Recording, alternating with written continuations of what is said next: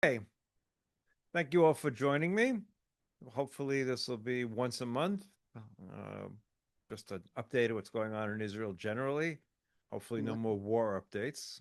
Let's hope that's the way, even though the chief of staff a little while ago in a visit to Gaza warned the troops to be ready at any time for full-scale resumption of the war. I don't really expect that to happen. Most people don't expect that to happen. Also, in terms of Lebanon, there are always continued reports that we're about to go to war in Lebanon. Uh, it's possible, more likely in Lebanon actually than Gaza, but again, much more reports, conflicting reports, et cetera, et cetera. And of course, in Iran, there's also the talks that we're going to go back in another round in Iran. Again, we'll get to that separately in a minute, but one of the things that makes that less likely right now is the Iranian foreign minister admitted today that since our attacks on Iran, they've been unable to enrich any uranium. So the attack last time was fairly successful, but Iran remains obviously committed theoretically to its nuclear program. We'll have to see. In any case, um, we will start this time actually instead of going starting on the military front, we'll start a little bit on the domestic front, things that are going on domestically here in Israel, and then move a little bit to some of the potential threats or what's going on in terms of those things. So I'll actually start with part of what I wrote for tonight's Tel Aviv diary that'll go out, normally in another 6 hours or so. Last night, I attended a rally, which I wasn't planning to attend, quite honestly. It was a rally by what's called the Moetzet October, which is made up of the parents and other relatives of those who lost their lives on October 7th. Um, it's in its makeup fairly nonpartisan, although now it is partisan. In other words, there are people there from the right and the left and who knows what. They're united by one thing. They lost sons or daughters on October 7th, and they are all demanding a national commission of inquiry. That national commission of inquiry has been avoided by all means by the government. I went because a friend of mine is uh, consulting with the group, and so I had the opportunity to go behind the scenes and meet many of the speakers beforehand and talk to quite a number of people, and it was quite interesting. And as you've seen from some of my diary in the last week or so, and things I haven't written about, I've become much more active in meeting people, going to political meetings, and those things. And I hope that will give additional insight to you as I write about them in the coming weeks and months. In any case, the group is a very powerful group. It's a strange thing. People who have lost what's most cherished to them, and there's nothing more cherished than losing a child, and that's the case in most of those cases, are really united in their demand that there be a national committee of inquiry as to what happened. They want answers. And of course, we sort of know the answers to some extent. A lot of it is clear, but a lot of things haven't been tied together. And of course, the government has been avoiding at all costs such a national committee of inquiry, been deflecting. They've spent the last 2 years, even more than that, actually, since Netanyahu went on trial, trying to undermine the courts, claiming that the president of the court is a left wing, who knows what, when he has no such background, and doing all they can to undermine uh, the Supreme Court. Why? Because according to Israeli law, a national commission of inquiry is appointed. In other words, the president of the Supreme Court is the one who appoints the members of the committee. He doesn't do the investigation himself, but he appoints the members of the committee. So the government argument continuously is, how can we have a committee that half the country opposes and won't believe the results of? Now, of course, almost every single public opinion poll shows that about 70% of the country wants a national committee of inquiry, but nothing to be said about politicians lying. That's something politicians never do. We all know that. So um, the reality is, majority of the people want that. but they've done a good job of trying to undermine it. Um, but uh, they've even rejected. There was a compromise plan. The uh, the second, the deputy president, the vice president, I'm not sure what it's called in English, of the Supreme Court, is someone who's considered a conservative justice. If the president Amit is considered liberal, I mean, he's not so much liberal as more activist. The um, the second, his associate, is considered much more conservative, and so there was a proposal that the two of them together pick the members of the commission. But of course, that was rejected too because no one's interested in any commission, and anything they can do to put off this commission, all the better. This is despite the fact that at the beginning of the war, all the Likud ministers said, "Oh, we must have a national committee of inquiry," but quickly, like um, you know, clockwork, they've all gone along with Netanyahu's position that we can't have a national committee of inquiry. He knows what the results of that inquiry are going to be. Ariel Sharon was barred from becoming defense minister after the committee that investigated Sabra and Shatila. And what happened in Sabra and Shatila is not nearly as terrible vis-a-vis Israel. I don't want to take away from the people who died in Sabra and Shatila, but in terms of Israel, it's not nearly as terrible as what happened on October 7th. So it's not very likely the committee is going to whitewash Prime Minister Netanyahu's responsibility.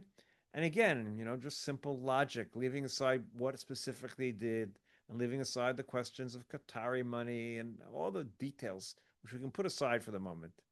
The fact of the matter is, Prime Minister Netanyahu has been prime minister for most of the last 15 years before the war. President Truman famously had the saying, "The buck stops here," and it's really, really, really hard to see how the buck doesn't stop there. Give aside, forget all the details. Forget all the details. He was the prime minister on the date that the greatest disaster ever occurred to Israel since the founding of the state occurred. In any normal situation, he would take responsibility. And keep in mind that we have a parliamentary democracy, a parliamentary system. Usually in parliamentary systems, the prime minister resigns when a terrible thing happens. I mean, can you imagine the British prime minister not resigning under these circumstances? We can go through many other democracies, but okay, it hasn't happened here. Forget that. We'll get to elections, which will be happening in any case within the year, most likely before that. Anyway, today the government responded. Its response was passing a decision by the cabinet, which decided to appoint a committee of the cabinet to investigate what role this commission, which will be established by the government, will have. In other words, what will it investigate? What will be the terms of the investigation? And one of the more illustrious members of the government, Dudi Amsalam, stated in this meeting, the first thing it should investigate is the Attorney General and the Supreme Court. Yes, the Attorney General and the Supreme Court were the main people responsible for October 7th. That has been a conspiracy that's been floating around. We have the equivalent of QAnon here in Israel, and we have ridiculous conspiracies that keep on being passed around primarily on the far right. And maybe all are originating from a couple of very specific sources, but I don't want to state what they may be because libel laws in Israel are much more liberal. I'll put liberal in quotation marks in terms of you cannot attack in America. Just understand the difference. In America, if you disparage a public official, like if I attack the president of the United States or a senator or any sort of public official, you really can't be guilty of libel. You can only be guilty of libel in the United States if you're attacking a private individual and not a public individual. That's not the case in Israel. Also, in the United States, the law relating to libel is you have to do it knowingly that what you're saying is false. In other words, the burden on proof of the person, let's say someone libels me, the burden of proof to me to prove is not only that you said something terrible about me, but also that you did it knowing that what you said was false. In the United States, I mean, in Israel, it's not the case. say something about me and it's proven to be false, and even if you meant it, you didn't know, it's libel. So let's put it that way. One has to be a little more careful in Israel than one does have to be in the United States. It's a little bit similar to Britain, by the way. Um, had a friend who wrote a book, and she attacked a Saudi financer for financing terrorism. And the book was published in the United States, but it appeared in Great Britain. And she was sued, and the person won in Great Britain um, because she couldn't prove without a shadow of a doubt the fact that the statement was true, even though she had sources, but the sources were secret. Any case, as a result of the United States Congress actually passed a law that indemnified Americans for libels overseas when the situation exists. Anyway, I made a long left the main subject matter. Anyway, to get back to the main subject matter here again, um, so one has to be a little bit careful. Anyway, the government made that decision today. It has 45 days to discuss what the extent of the commission will be. No doubt the 45 days will be 60 days, and 60 days will no doubt be 90 days. And so the whole point is to work for time. Delay, delay, delay. Um, there was a quote from someone from the prime minister's office a few months ago that by the time the new elections will come by, everyone will have forgotten October 7th. Hard for me to believe that, but sometimes politicians can tell themselves a story, and maybe they're right. I've said multiple times, I think Prime Minister Netanyahu is a terrible leader, but he's a very good politician. And so that always worries people is the fact that he has been such a good politician. He's pulled out rabbits in his hat many times, so I would not write him off. However, I don't think he's going to be able to avoid October 7th, even though amongst his greatest supporters you hear, well, look at all the things he's done since October 7th. So without going into all the things he's done or not done since October 7th should have been enough to end anyone's career, especially someone who's 75, 76 years old. I don't understand. I've said this before.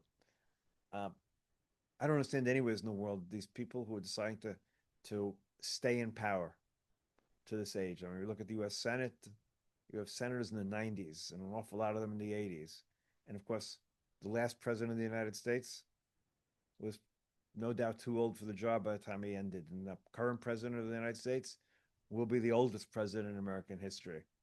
And whether you love them or hate them, I'm sorry. Um, I can see being a senator until you're the age of 80 something or early 80s. But the president of the United States and the prime minister of Israel are the most difficult jobs in the world. And while they're not physical jobs, they're not being coal miners.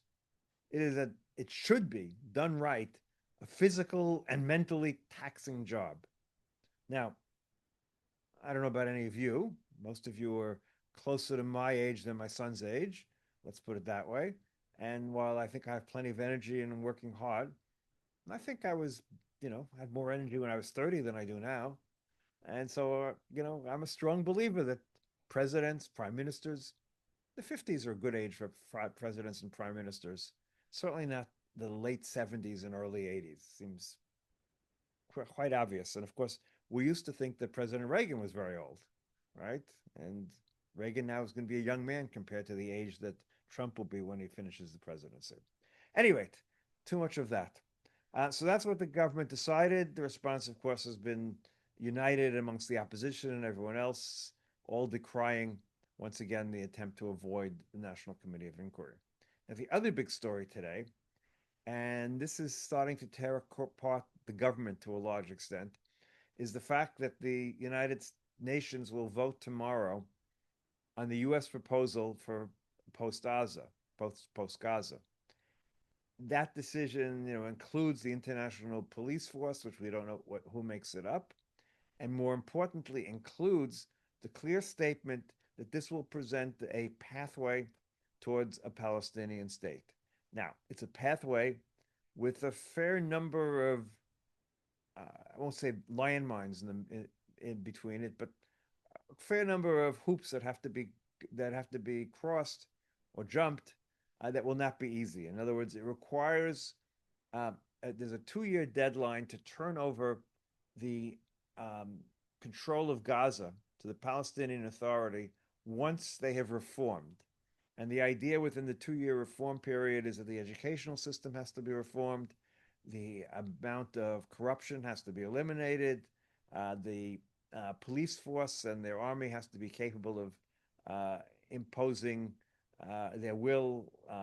One police force. There can't be any Hamas, etc., etc.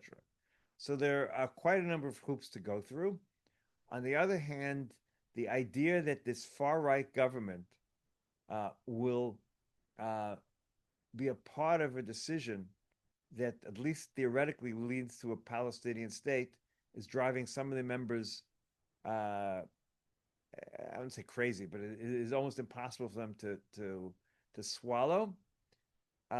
If this had been a non-right wing government, you would see them in the streets rioting against such a decision, because they don't want to make this government fall, and they want to keep their jobs more than anything else to the last possible minute. They are making sort of excuses. Well, we'll see what happens. We don't really, the government doesn't really support it. I heard another cabinet minister who said, well, the whole Trump plan, all the points, which included the Palestinian state, has never been brought to the government. Well, the government was only voted basically on the first 6 points, but it's kind of irrelevant. We bought the plan, and it's going to be very hard to go back against Trump at this point and say, no, we're not going to follow the plan whatsoever. No, we're going to go back to fighting in Gaza because we don't accept the plan. So I just don't see that happening. Look, Trump and the American government first of all, want the war in Gaza to be over, right? It's over for the moment. They don't want it back. Uh, Look, it would have been in Israel's interest if we could have ended Hamas during the war. But we fought for 2 years and didn't succeed in doing it. And uh, sometimes I've just been asked to speak louder or raise the volume. So I don't think I have control over my volume, but I'll get closer to the microphone. Um, sometimes, um, sometimes you have to accept the fact that what you don't accomplish on the battlefield, you won't accept in terms of um, politics. The old saying by Clausewitz is military is an extension of politics just by another means. So you establish what you can accomplish militarily. You establish a new set of political situation, and then afterwards, you have whatever the situation is. You do the best you can politically. We did not succeed militarily in eliminating Hamas's rule in Gaza. Lots of reasons for it. Part of the reason, of course, was we were concerned about the hostages, but not only that. Not only that. Our military, you know, part of the reason we need a National Commission of Inquiry is not only the events up to October 7th, but also to understand how 2 years of warfare, we didn't manage to eliminate Hamas in an area relatively small, to say the least. But that's the reality. We we hurt them. We destroyed a lot of their infrastructure. We killed many of their leaders, but we did not destroy Hamas as an operational group. I'm not even sure it's even possible. We'll leave that part aside. So Hamas is there, and we'll have to deal with it. We'll have to make sure it's as limited in power for as long as possible. We have to make sure that an October 7th never occurs again. But once again, we make the mistake of thinking October 7th occurred because there was Hamas. And yes, if there hadn't been Hamas, it wouldn't have occurred. But keep in mind the fact that October 7th would not have occurred if our army had been, on the border, had been active, and had been ready to fight that day. I think there were 3 or 4 tanks. The heroic story of the tankists who fought that war with the Hamas, and of course, in one case, 3 out of the 4 tankists were taken to Gaza, mostly dead, I believe, and the one was alive. But if there had been 20 tanks along the border, they probably wouldn't have succeeded. If there had been 20, um, 20 drones in the skies over the Gaza border, it probably wouldn't have happened. And if we would have paid attention to the intelligence, probably wouldn't have happened. A lot of things happened. A lot of things went wrong that allowed October 7th to happen. I have no doubt it took 50 years for us to be surprised, literally 50 years from the Yom Kippur War. But I have no doubt that someday in the future, somebody will surprise us again. But not next week, not next year, and I doubt ever again from Gaza. And we have to plan accordingly and assume the same, assume it accordingly. Any rate, that's with the National Commission of Inquiry. That's with the Trump plan that we are committed to at this point. It's going to be very hard to get off the Trump train, uh, and we'll see where that goes. Now he's meeting with the Saudi king, supposedly approving the sale of F-35s to Saudi Arabia. There was a lot of opposition to that. The United States has a law that says it must maintain Israel's qualitative advantage over all the Arab states surrounding us. Theoretically, the F-35 is the same F-35 that we have, and they have the same advantages. Not quite true. Our F-35 is nothing like the F-35 that the United States has, or even this will be sold to the Saudis. Our F-35 has all Israeli avionics in it. Been totally retrofitted by Israel. Ours is probably better than whatever they'd sell the Saudis, but it's still the F-35 is a very well-equipped plane. Now, I just saw before I got on a push notification that President Trump said he won't sell the F-35s to the Saudis because he wants to maintain Israel's qualitative advantage. The source is kind of iffy, so I'm not sure I believe that source. And, there's a lot of reports that Trump is looking towards Trump, God knows what plaza in Saudi Arabia and all those other things that he's been looking for as part of his deals. But the one thing I should say, and the one big problem, and I didn't mention this right now in terms of the Gaza plan, besides for the fact that it calls for an eventual Palestinian state, which eventually is not a problem, just anytime soon is a problem. It also has truly involved the Qataris and the Turks, which is bad. The Qataris and the Turks are the supporters of Hamas. They represent the more radical form of Islam.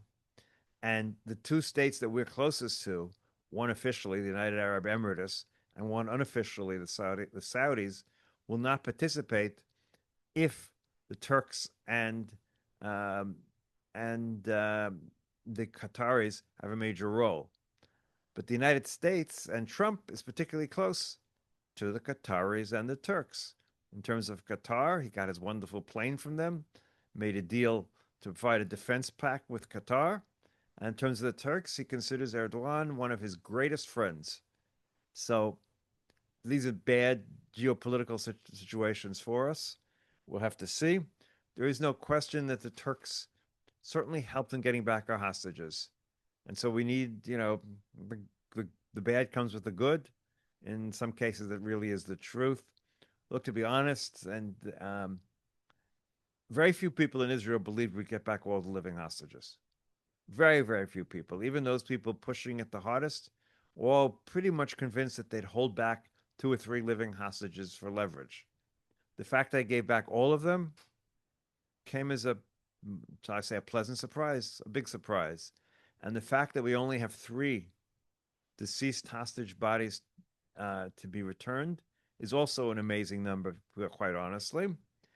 There was concern all along that there would only be 3, excuse me, that there were at least 3 bodies that Hamas and we did not know where they are.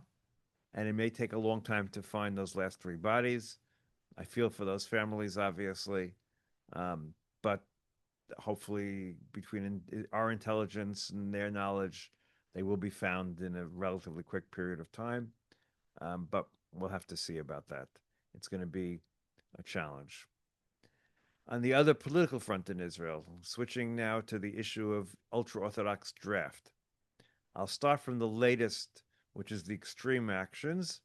Last night, one of the Shas being the ultra-orthodox Sephardic party that is considered more liberal. I don't know if I call it that, but they're the ones pushing most for the agreement on the draft, and they're considered a little bit more willing to go with it, at least the politicians there. any rate, one of the politicians from the party, one of the members of Knesset, was going to a shiur, a learning session in the Bukharian section of Jerusalem. That's part of Mer Sharim. His car was attacked by hundreds of ultra-Orthodox youth, stoned. People jumped on the car, did all they could um, to do it. I was just corrected. He was coming out of the lesson. Any rate, um, it was it was the responsibility of the police to send their elite unit to save him from the crowd and get his car and get him out of harm's way. This is a ratcheting up of violence in the ultra Orthodox community and was not from the most extreme groups within the ultra Orthodox community. We've seen attacks against members of parliament from the ultra Orthodox parties, at least demonstrations in front of their houses. This is a very strange situation.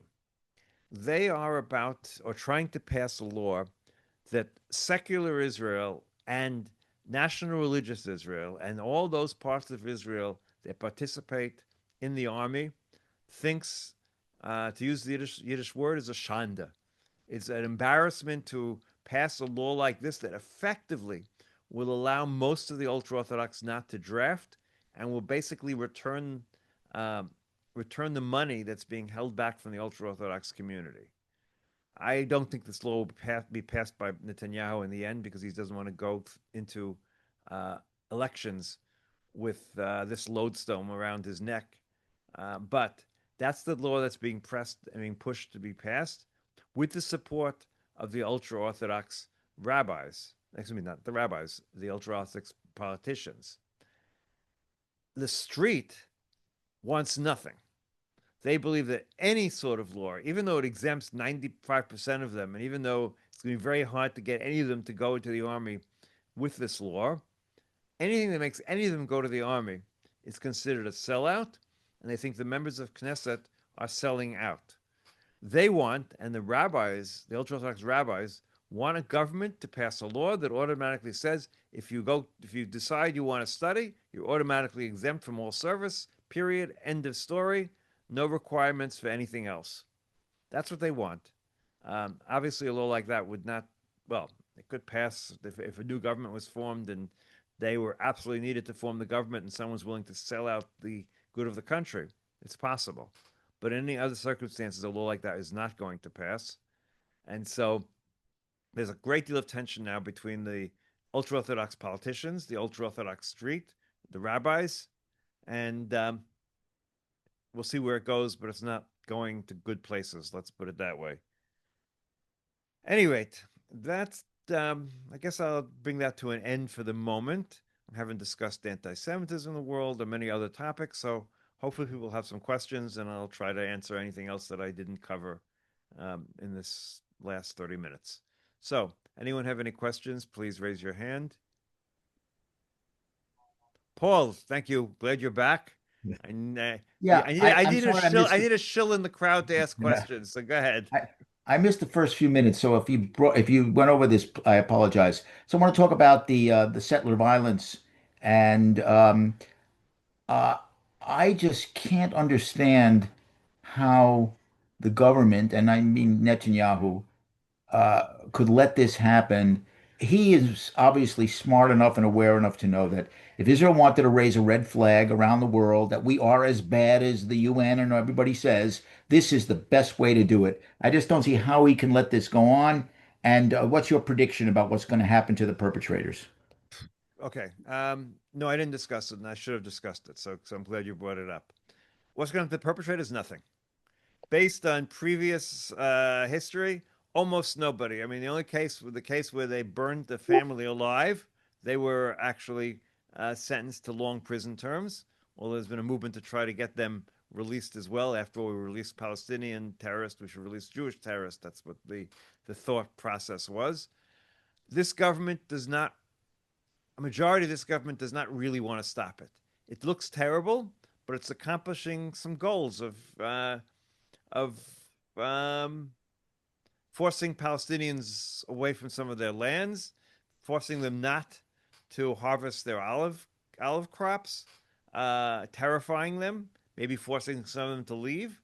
That's the goal of some of these people. Now, the attempt is said, oh, this is what, there's only a small group of settlers or settler supporters who are doing this.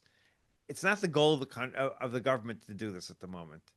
But it's clearly the goal of some subset of the government. Again, Ben Gvir was one of these people. Keep that in mind. Before he became a Knesset member and before he became a serious politician, if you can call him a serious politician, that's what he used to do. That's what he did in his youth, and so did Smutrich. The two of them, and the Smutrich is in charge of the defense ministry for the territories for Yudav and Shomron, the West Bank. He's in charge of it. So I don't see them doing anything. Um, it's terrible for Israel. It's terrible for the Palestinians. I mean, you want to create problems. You want to go. This is what does it. And look, the a significant subset of the settlers has been um, doing all they can over a period of 30 years since Oslo to make sure there is no chance that a Palestinian state can be established. They've done all they can. They've created as much friction as they can. They've pushed Palestinians wherever they can in any places they can. And of course, they've established settlements in all sorts of places that are not continuous with other settlements and will make it more difficult to create some sort of Palestinian state. That has been their goal, and they've been implementing it. It's not necessarily been the goals of the government, but it's what a lot of these settlers have been doing for 30 years, larger or lesser numbers. Is it a PR disaster for Israel? Of course it is. Is it a moral disaster? Of course it is. But we've had many cases, of the moral disaster. Look, I can make a strong argument, and I've made it, that there's no way we can withdraw from the West Bank West Bank, Yehuda v'Shomron, without endangering our security. I think there's a lot of truth to that, and it'll be very complicated, etc. But I'll also make the argument, and I've made this since the beginning. I mean, certainly since I was in the army and was, part of the occupation for short periods of time. Thankfully, my job most of the time in the army had nothing to do with this. But the short periods of time that I was in the West Bank or in Gaza, actually, and was an occupying force, it's morally corrupting. It's morally corrupting. And when you are in charge of other people, especially for a long period of time, you automatically have to think you're superior somehow. It's like a psychological situation. And when these things takes place for a month, for a year, for a couple of years, it's one thing. But when it's been going on for so long, there's no simple solution. There's no simple way to stay morally clean in doing that. And the violence that we've seen on the West Bank and other places has also managed to filter its way back to Israel over the years. Israel's a much more violent country than it was 50 years ago. I'm talking about internal violence. I'm not talking about, there are murders in Israel. Whoever heard of murders? I mean, leaving aside there are murders, obviously, we've had in the Arab Israeli sector that's been growing, and that's a whole side story. But there are actual other murders in Israel. Whoever heard, when I first made Aliyah 50 years ago, murders in Israel? There just weren't. And this is a direct result of this ongoing occupation that we have no simple solutions for it. Don't get me wrong. I made it very clear, and I've written clearly that there's no simple solution. But we need to accept the fact that it's morally debilitating. It's debilitating, excuse me. So I don't have a good answer, Paul. Obviously, it's a terrible thing in terms of PR, in terms of hasbara, so to speak. But it will require actions to be taken. And look, the current defense minister, he took over as defense minister. What was his first act that he did? He eliminated um, administrative detentions uh, for Jews. They still exist for non-Jews. For a lot of Arabs are in administrative detention. Now, I think administrative detention is a terrible, terrible thing. Um, for in any case, either you have evidence and you can charge somebody or you let them go. Now, in the security services, there's a problem whether the material, what they got, was it legal? They have a tap, this, that. Who knows how they found out? They have a source. They can't show who their source is. So there may be a potential terrorist. And you need to hold them for a while. But there is no excuse for holding people in administrative detention for 6 months, a year and a half. If you have to hold someone, hold them for 2 months. If a potential terrorist for 2 months, and then find some way to charge them with a real crime. That's another difference, and I don't want to get into it right now. The habeas corpus does not exist in Israel in the way it does in the United States, which is a whole other story. It exists to some extent, but not in the same way, and certainly not for Palestinians. Okay. Anybody else? There's a question in the chat um, about the terrorists that are trapped in the tunnels and no exit for them. How long can they survive? From what I understand, for many months. This is not just, a dark tunnel. It's a tunnel network. And they have supplies there for many, many months. Exactly how many months? Who knows? They have sources of water for how many months? I don't know. The question was, why can't we just let them stay? To some extent, but the problem with it is they present a threat to our forces because we have not discovered all of the tunnel exits, and they're in the same area that our forces are located. And we lost 2 soldiers over the last few weeks, as a result of some of them coming out and ambushing our soldiers, and that's something that can happen again. So that's the negative of leaving them there. Um, I think at some point some sort of solution will be found, but or maybe we'll never even hear about it. It'll sort of just disappear, and some secret action will be taken, and the government will never admit it. Abby. You brought up talking about anti-Semitism, and I would love to hear what you have to say. Be more specific. Yeah, that's a All right. big topic. So I Okay. Well, let's see. I live in Portland, Oregon, USA, and here exponentially, we are I can't even begin to tell you. It's really scary here. And so I'm interested in this kind of worldwide anti-Semitism, not and in the U.S. specifically. I've spent a good deal of my adult life confronting anti-Semitism, and so I would just love to hear what you have to say about what's going on. okay. Is that Yeah, specific? it's a big question, obviously. Um, First of all, let me say that I spent a fair amount of time in my younger days studying anti-Semitism, Jewish voting because of anti-Semitism, lack of anti-Semitism, etc. I quite frankly have been surprised by the events of the last couple of years. Anti-Semitism was rising in the United States and in the world before October 7th. October 7th has been sort of um, a supercharger to the issue of anti-Semitism. Now, in the United States, and well, it's not just the United States, all over the world at the moment, we have anti Semitism from both sides of the political spectrum. We have it from the right and we have it from the left. Um, and it's not new from either side. It was primarily from the right over the years. In other words, I wrote almost a thesis about why Jews voted Democratic and why Jews voted Democratic over all the years. After all, from a socioeconomic standpoint, they should have voted Republican. They were, well off economically, et cetera, et cetera. They met what used to be the Republicans. Again, we're not talking about now and the Trump era and everything else, but in the 1980s, 1970s America, they would be typical Republican voters, and yet they always voted Democratic. Why did they always vote Democratic? My thesis was that they voted Democratic because the Republicans were the party of the anti-Semites, the quiet anti-Semitism, the country clubs where Jews weren't allowed to go to, the cities like Greenwich, which now is a Jewish day school, had a Jewish day school, and has many synagogues. But once upon a time, not that long ago, until the 1950s, early 60s, Jews could only live above the stores in Greenwich and couldn't buy houses in Greenwich. Now they're about a third of Greenwich, but that's a whole other story. But that was the Republican. The Republicans were the party of exclusion. The Democrats were the open party, the party of the immigrants, the parties that Jews did well within. And so Jews voted for Democrats and became part of the Democratic Party. Jews have also had this streak of progressivism. We won't get into that, but that's sort of an MO, or at least a part of who Jews are, tikkun olam, and all those sort of things. Only reflects some of Jews. Um,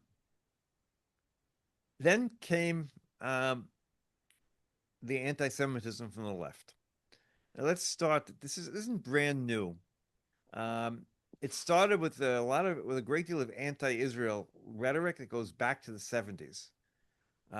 It went back actually after the Six-Day War when Russia changed sides, or not that it changed sides, it had been on the Arab side for many, many years, but became much more anti-Israel after 67, broke diplomatic relations with Israel, and Israel was no longer the small little state. It was the conqueror, the occupier, etc., etc. Suddenly, the left suddenly started seeing Israel from a negative side, and started opposing Israel on campuses. And I remember being involved with, you know, propaganda, if you want to call it hasbara, if you want to talk a different way, for Israel on campuses back in the 74, 75, etc. The time of Zionism is racism. That was very much part of the discussion, and that came from the left side. Uh, and that's grown slowly but surely. Now, what's happened since then? What has happened in the United States? It's supercharged it. I think two things.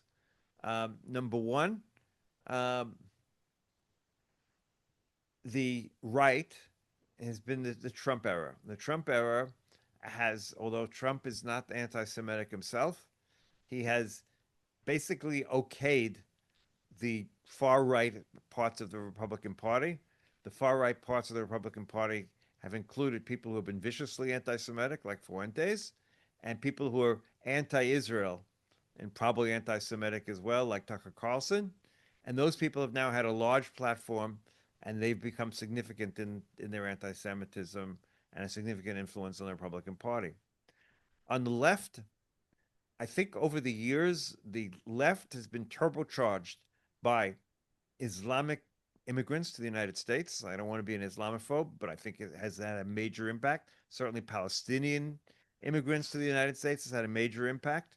I've always been one of those people who says, we're talking about getting the Palestinians out of Gaza. Well, I think it's a terrible idea for world Jewry, because where are they going to go? Wherever they're going to go, they're going to bring anti-Semitism with them, because they're anti-Semitic. For good or for bad, they have their own reasons to hate us, and I don't want to get into that issue of who's right or wrong. But they bring anti-Semitism wherever they go, and I think we've definitely seen that.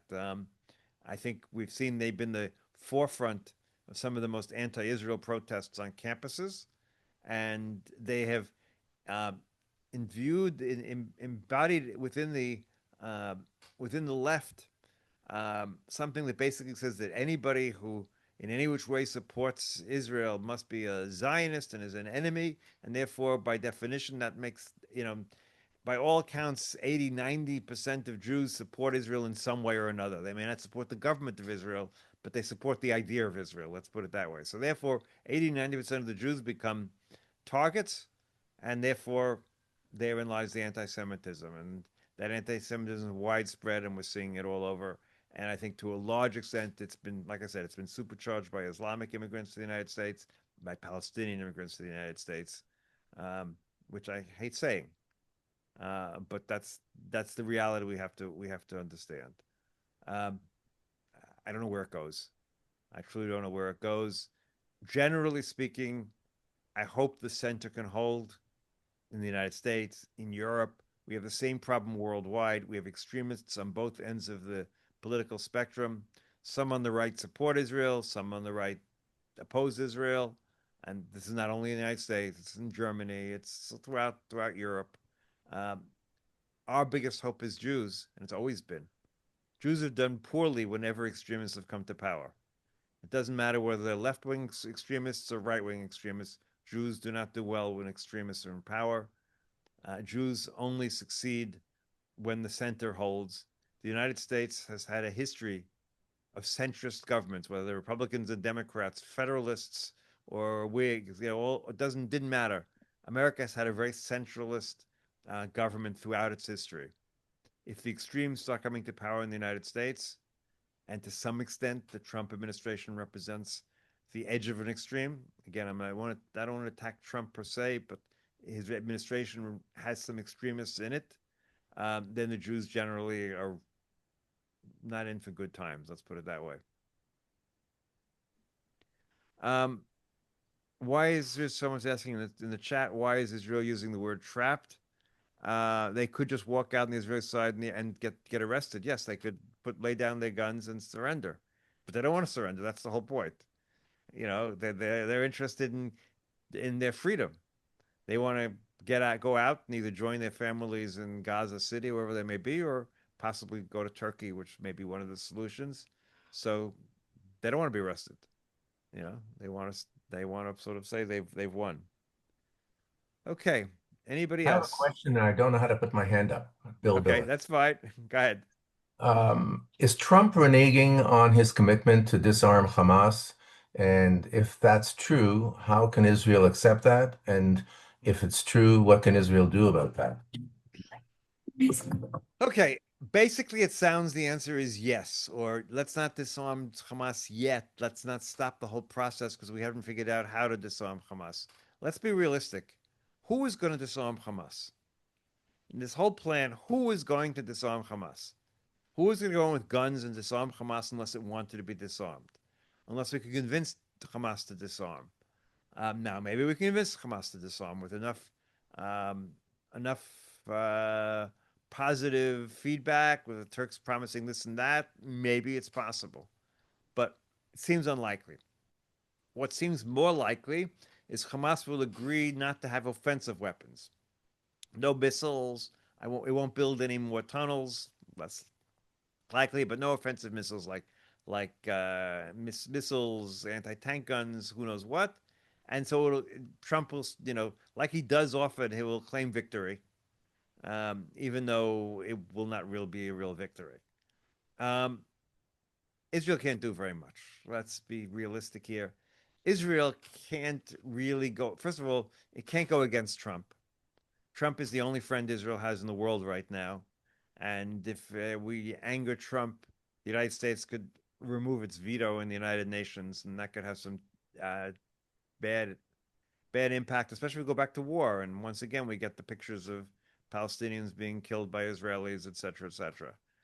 Um, so Israel has to understand this is where it stands. Like I said at the very beginning, Hamas will, highest likelihood, will still be there, will still be in control of Gaza. Now, again, to a very large extent, it's our fault. It's our fault because at the very beginning of the ground operation, the then defense minister, Gallant, who was a right wing guy, said, we need to have a plan for the day after in Gaza. Otherwise, what we're doing is going to be a waste. He said, there are only three options, all of them bad. Option number one, we have a military administration of all of Gaza. That will cost us billions of dollars. It will drain the army because it will take thousands of troops to do so. And of course, it'll be very difficult. Option two is to leave Hamas in power. And option three is to bring in the PA, Palestinian Authority, to be a partner with some of the Arab states which were willing, with the PA, to send in troops to disarm Hamas and become the government of Gaza. Gallant said then, we have three choices, and we have to pick the least bad of the three choices, which was the PA. Netanyahu couldn't have even a discussion in the government about it. Because a discussion in the government about it, don't forget, during most of the war, Smotrich and Ben Gvir were dreaming of Israeli settlements in Gaza. They also believed that Trump would allow them to annex the West Bank. Both of those things obviously ended up not being true. Trump made a tremendous tactical error when he talked about, for a short period of time during the war, at the beginning of, not the beginning of the war, but beginning of his term, about moving all the people of Gaza out of Gaza. Well, until he got tremendous pushback from all the Arab states, and he pulled back from that. But he gave the Israeli right uh, a chance to dream their dreams will come true, which is in Gaza without Gazans. And of course, they've been, say they've been disappointed is an understatement because it's not going to happen. Yes, Trump is going to allow, I believe, Hamas to remain in power in some form or another. Will claim victory and say, let's move on to the next stage. and Israel has limited ability to do anything about it. Michael. In the current circumstances, doesn't it appear that the most likely scenario is there'll be a partitioned Gaza and that Israel will develop the Israeli part and then allow non-Hamas people to move? Obviously there are lots of problems with that, but there seem to be less problems with that than any other scenario. What do you think? It's an interesting plan. I just don't really, all the problems that you can imagine in your head make it really hard to see it actually happening. Possibly. But remember something, in order for this to happen, someone has to give them money, right?